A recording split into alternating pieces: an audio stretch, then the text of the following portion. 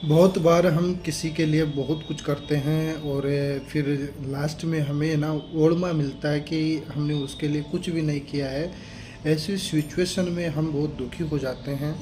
और सही भी है, कहीं पे रिश्तेदारी में हो या परिवार में हो, कोई इंसान किसी के लिए बहुत कुछ करे और फिर उसको सुनने को अगर गालियाँ मिले तो दुख तो होता ही है। लेकिन इस दुख का आज मेरे पास में सॉल्यूशन है, और ऐसा सॉल्यूशन है जो मैं आपको बताऊंगा लास्ट में।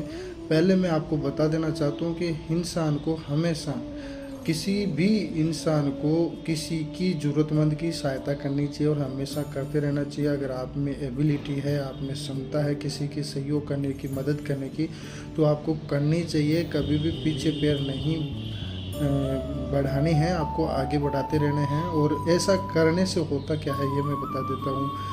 आप जिस क्षेत्र में काम कर रहे हो, जिस जगह काम कर रहे हो, जब तक आप उस काम में परिपूर्ण नहीं होगे, परफेक्ट नहीं होगे, जब तक आप उस काम में किसी की सहायता नहीं करते हो, उस काम को आप आगे नहीं बढ़ाते हो, किसी को सिखाते नहीं हो। अगर आपको मान लो कोई स्किल बहुत अच्छे से आती है, तो आप उसमें तब तक परफेक्ट नहीं माने जाओगे जब तक कि आप उसको किसी को और को सिखा ना दो। अगर आप यकीन करो, आपको डांसिंग आती है और आप अगर उस डांस को किसी और को सिखा सकते हो, तो यकीन है कि आप उसमें परफेक्ट होगे, तभी आप उसमें सिखा सकते हो, कॉन्फिडेंस भी आता है। और आप यह काम शुरुआत से कीजिए, क्योंकि जिस काम को हम करते हैं और दूसरों को सिखाने के लिए करते हैं, तो उस काम को हम अलग तरीके से डिसिप्लिन के साथ में सीखते हैं और फिर कोशिश करते हैं कि कोई बारीकी ना रह जाए उसको दूसरों को सिखाने में। तो कोई भी काम हो, अगर हम दूसरों को सिखा रहे हैं, डांसिंग हो, सिंगिंग हो, कोई आर्ट हो या स्विमिंग हो, अगर हम दूसरों को सिखाते हैं तो उसमें खुद पहले परफेक्ट होते हैं। अगर नहीं होते हैं तो हम उसमें परफेक्ट हो जाते हैं।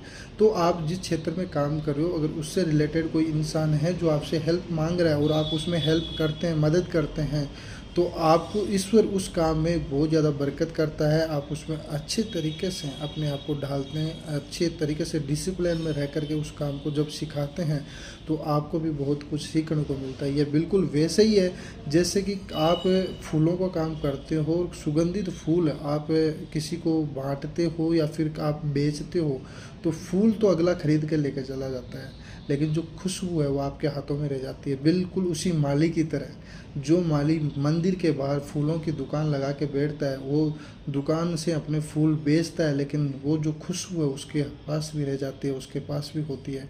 तो ये वैसा ही है कि आप जब किसी की सहायता करते हैं तो आपको भी उसका क्रेडिट मिलता ज़रूर है। अब मैं